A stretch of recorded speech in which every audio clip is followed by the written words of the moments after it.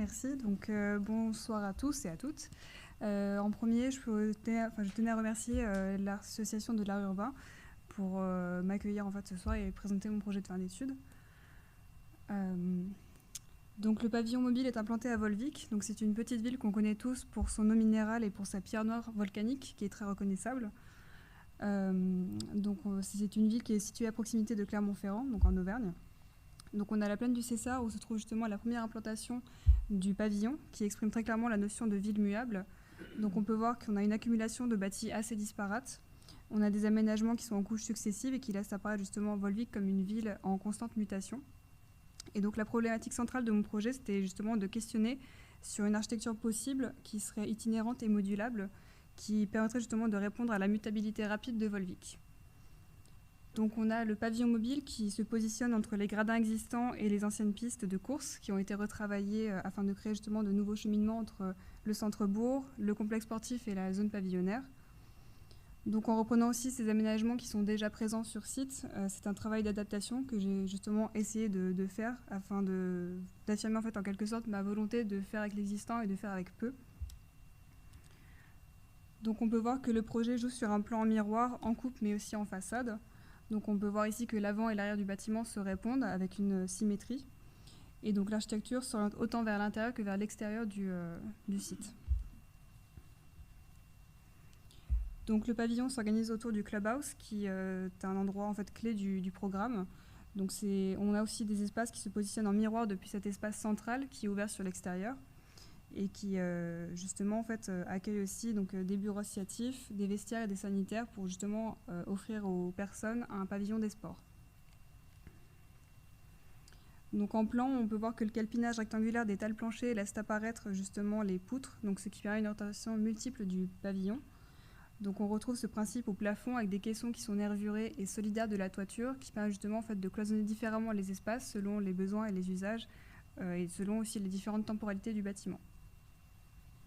Donc on peut voir que le bâtiment sait s'adapter aux différents usages et usagers. Donc on peut voir avec des vestiaires, des bureaux ou encore donc, un abri simplement. Donc en façade, on peut voir que la structure et les ornementations ne font qu'un.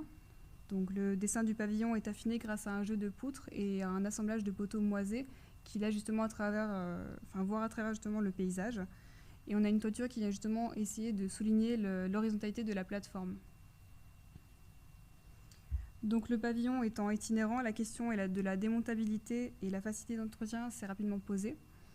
Donc j'ai essayé de travailler une notion de trame et de module à différentes échelles au sein du pavillon. Donc afin de proposer justement en plus donc, des matériaux qui soient prêts à l'emploi, peu onéreux et faciles d'entretien pour tout le monde.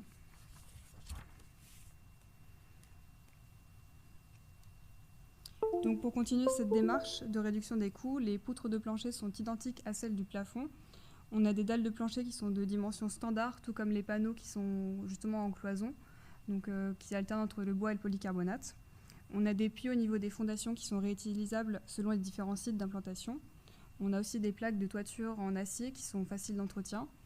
Et on a aussi des marches qui permettent d'accéder au bâtiment qui sont issues du réemploi de pierre de Volvic. Donc le pavillon peut être justement monté et démonté selon les différentes temporalités donc de la ville muable. Donc on peut voir qu'une petite équipe communale peut justement positionner le bâtiment à différents endroits de la ville.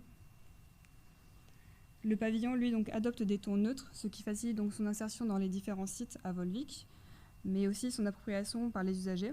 Donc tous les éléments présentés ici permettent justement une utilisation multiple de matériaux qui est prêt à l'emploi. Donc ça permet une anticipation donc, du recyclage et du réemploi, mais aussi une pérennisation du bâtiment en remplaçant uniquement certains éléments qui pourraient être abîmés au long de la vie du bâtiment. Donc l'utilisation de matériaux durables permet justement d'être en phase avec les transitions écologiques qui sont au centre des préoccupations environnementales et budgétaires des petites villes comme Volvic. Donc pour conclure, le pavillon mobile présenté ici est l'aboutissement donc, de plusieurs semaines qui ont été passées sur la recherche et l'expérimentation autour d'un bâtiment qui se veut modulable, démontable, itinérant et surtout symétrique. Donc ces principes qui ont parfois été une contrainte ont finalement été une réelle réflexion sur l'architecture face à la ville muable et aussi dont une architecture peut justement être réalisée de façon frugale. Voilà, merci.